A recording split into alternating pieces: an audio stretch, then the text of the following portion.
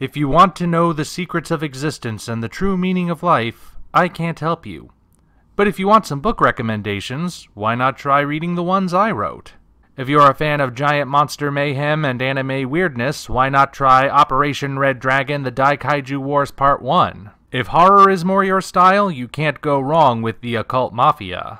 Those who enjoy their fantasy with a dark twist may be interested in Emerald of Maddox City. And if you're interested in shared universes, why not read all three? Hop on down to the description for links to all 3 books on Amazon. Enjoy whichever ones you read, and enjoy the video. Hello ladies and gentlemen, I am the Omni viewer, and while I wait for those hard-to-find Godzilla vs. Kong figures to be restocked, if that ever happens, there are still other figures in the line that we can take a look at. This time I'm doing a twofer. The Battle Roar editions of Godzilla and Kong. Packaging is standard for these two at this point, as they both come attached the way their previous incarnations did. The only significant detail is that Kong's package has a hole in the back to allow access to the button.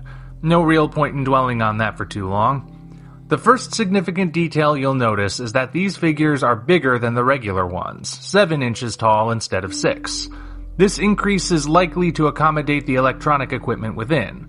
Godzilla's size increase also applies to his tail, which is proportionally bigger than the standard figure's tail. The material is the same plastic and rubber combinations as the other figures, with one notable exception. Kong's head and shoulders are covered in a very thin rubber, which allows Kong's mouth to open without the need for an obvious hinge.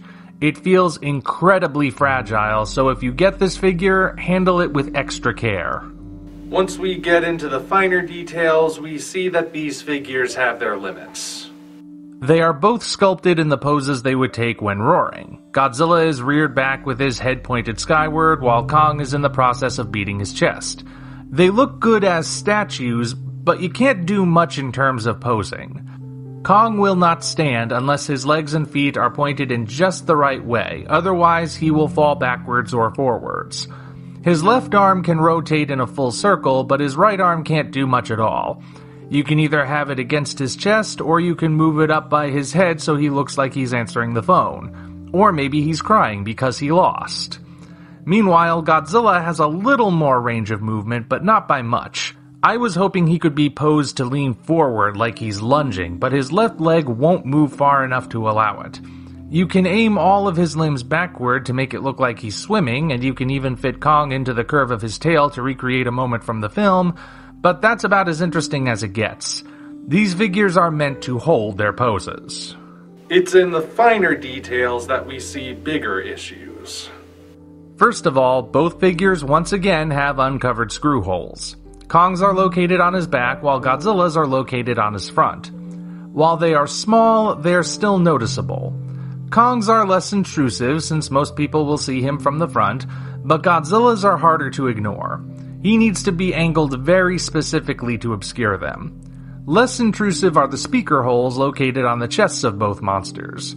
Kong's form an upside-down T hidden in the folds of his skin, while Godzilla's are arranged in a wide pattern. Given the dark colors, they're easy to ignore. As for the buttons which activate the sound, they are incorporated very differently on each figure.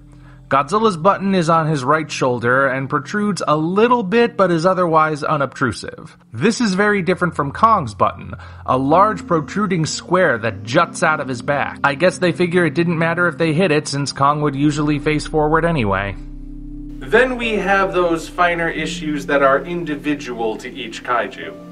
For Kong, his face doesn't quite look right. Specifically, it doesn't quite match his look in the movie, or even precisely match the other figures. I think it's his muzzle. It sticks out a bit more than it ought to, and his nostrils are more pronounced than they should be. It almost makes him look like he's turning into the Wolfman. Godzilla's main issue is on his back. For some reason, his dorsal fins are very poorly defined. When you look at the spines of other Gojis in the line, you see that they all have film-accurate spines, with high peaks, low valleys, and pointed tips. On the Battle Roar version, though, what happened? They look as though they've been filed down, or like they weren't even finished. It's not a good look, especially for a figure this late in the line. Only thing left to discuss is the main feature, the battle roars. These are activated by pushing the buttons, which open the mouths and activate the roars. Their mouths only remain open for as long as the buttons are pushed, which I guess is unavoidable based on the mechanisms inside. As for the sound, I'll just let you hear it for yourselves first.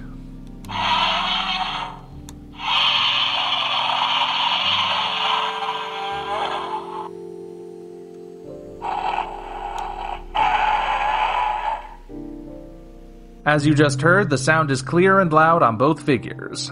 Godzilla's roar sounds just a little bit louder thanks to the speaker having more exposure, but they both sound fine. They each have several roars they cycle through to add a little variety, much like the mega figures, so no complaints there. Ultimately, these feel like a big step backwards for Playmates. The smaller scale figures were good for the most part, but these two don't really bring much to the table. They can't hold that many poses, and the finer details are lacking.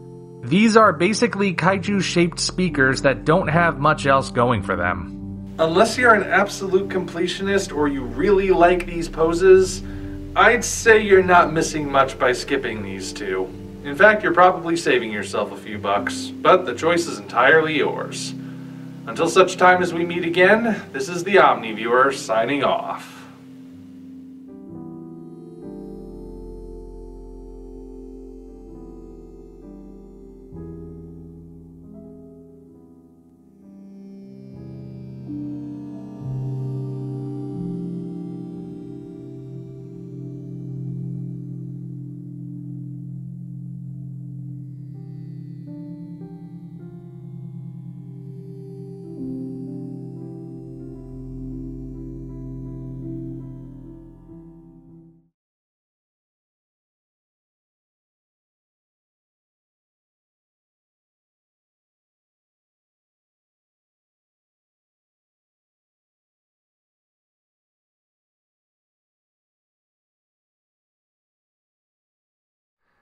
If you enjoyed what you just saw, hop on down to the description for links to Patreon, DeviantArt, and all of our social media, as well as links for Operation Red Dragon, The Daikaiju Wars Part 1, The Occult Mafia, and Emerald of Maddox City, 3 original novels I think you'll really enjoy. Thank you all, and we appreciate your support.